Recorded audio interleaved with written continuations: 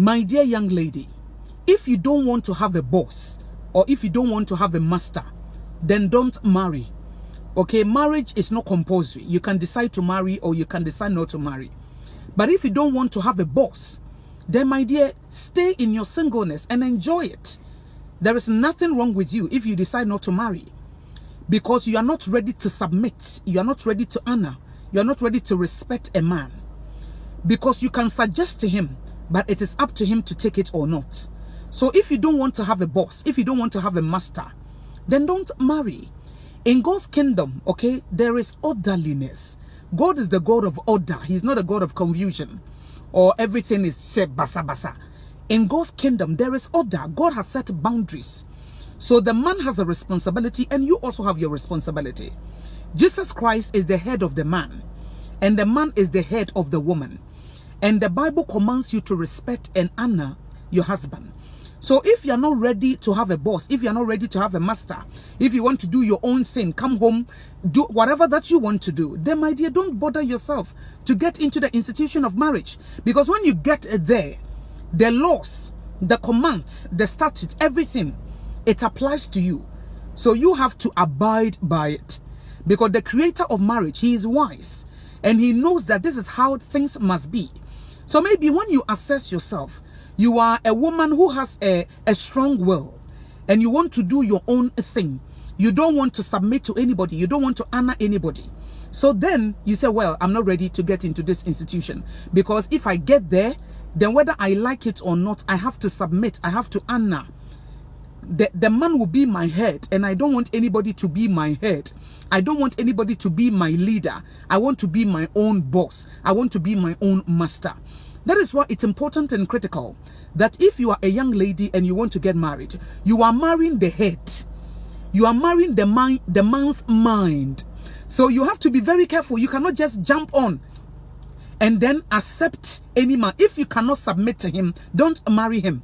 If you cannot respect him and honor him, the guy that you are in a relationship with, the guy that you are dating, if you cannot submit to him, if you cannot respect him, then my dear, don't bother. Don't get married. Don't go and put yourself under a curse, because you know that you are not ready to do what God wants you to do. As I said, the creator of marriage is wise and he has set boundaries. So if you want to get into that institution, then you have to abide by the principles and the patterns in that marriage.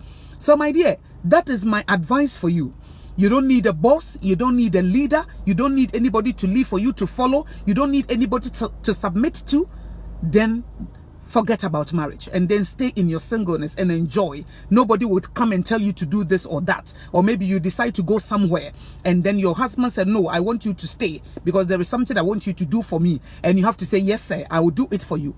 So if you're not ready to do that, then don't bother. Don't get into the institution of marriage, so that you can have your freedom to do whatever that you want to do, because marriage is not compulsory.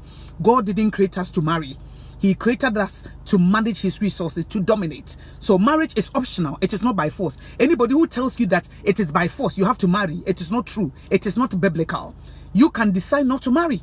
But if you want to marry, then you have to understand what this institution is all about, the principles and the patterns, the authority that God has given to each and everyone in the marriage, so that if you are able to abide by it and you honor God in the marriage, then God can also honor you. God will bless you because you did it, because he has commanded you to do so. And when you do your part, the blessings of God will follow you, because those who honor God, God will surely honor them. So as I said, before you marry any man, make sure that you trust his head, you trust his mind, you trust his leadership, you trust that he can handle things, you trust that he can manage you, he can lead you, he can go where God wants him to go. He submits to God.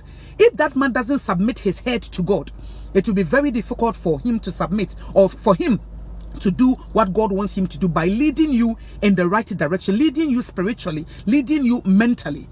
So it's very, very important that you take note of it. If you don't trust his head, if you don't trust his mind, then don't go and marry that man, because you cannot submit to a head that is empty. You need a head that is full of wisdom, that submits to Christ. If the man submits to Christ, then that man can also do and lead you into your destiny.